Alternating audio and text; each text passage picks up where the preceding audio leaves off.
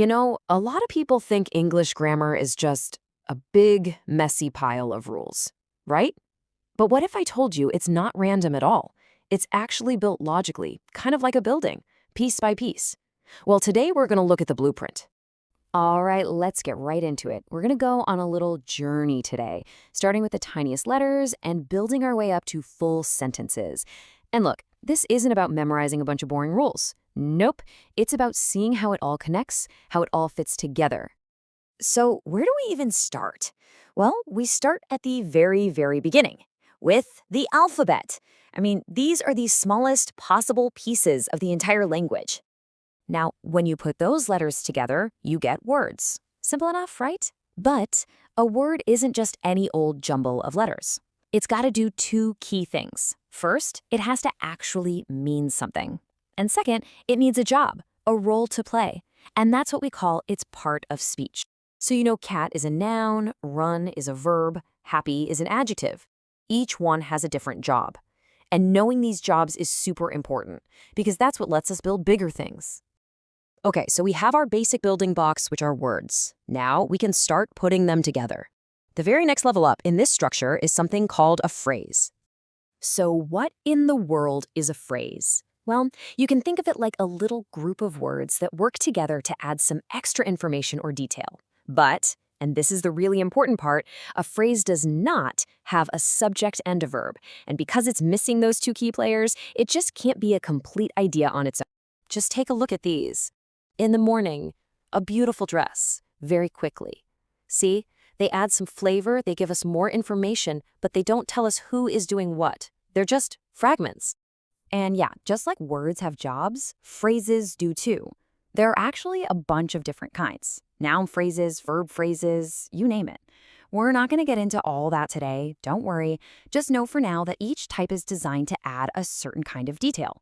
We'll definitely cover those in a future explain. All right, so phrases are great for adding detail. But what about action? How do we show something is actually happening? Well, that's where clauses come in. This is the next big step up our ladder.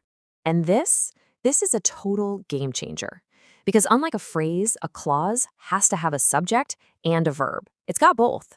And that powerful combo is what gives it the ability to show a real action or a state of being. You can totally see the difference here, right? She was crying. We've got a subject, she, and a verb, was crying. Or they reached late. Subject, they, verb, reached. These are like mini sentences. They actually tell you something's going on. And you guessed it, just like with phrases, there are different types of clauses too. Each one has its own specific job to do inside a sentence. And again, don't sweat the details now. We are absolutely going to break all of these down for you later on. Okay, we've got all our parts now. We've got words, we've got phrases, we've got clauses. So let's put it all together and build the final product, a complete sentence. So, what does it take to be a real sentence? Well, a few things. First, it has to express a complete idea, not a fragment. Second, it has to have at least one main clause. And finally, it's got to follow the rules, Start with a capital letter, end with some punctuation like a period or a question mark. What's really cool is that we can classify sentences in two different ways. We can look at their structure, so how they're put together, and we can also look at their purpose, like what are they trying to do? Are they making a statement, asking a question? We'll get into all of that soon, for sure. All right, we've seen all the individual pieces of the puzzle. Now let's zoom out and see how they all lock together to make one simple, logical picture. And here it is, the big picture, the whole hierarchy of English grammar. You see, it starts with alphabets. They build words. Words group together to make phrases. Phrases get powered up with a subject and a verb to become clauses. Then clauses form our complete sentences.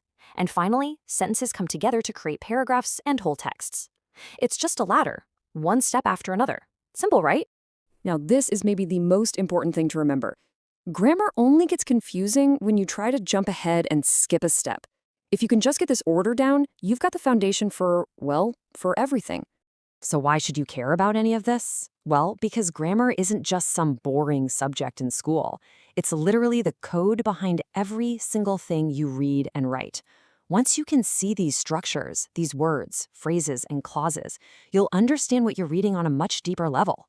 And when you write, you'll be able to build clearer, more powerful sentences. Seriously, understanding this map is the key to success. So let's wrap this up. What we did today was basically give you the map to the entire city of grammar. We didn't go down every single little street, but now you have the overall layout. You know where everything is. And hey, we're not stopping here. Now that we have the map, our next explainers are going to zoom in on each neighborhood.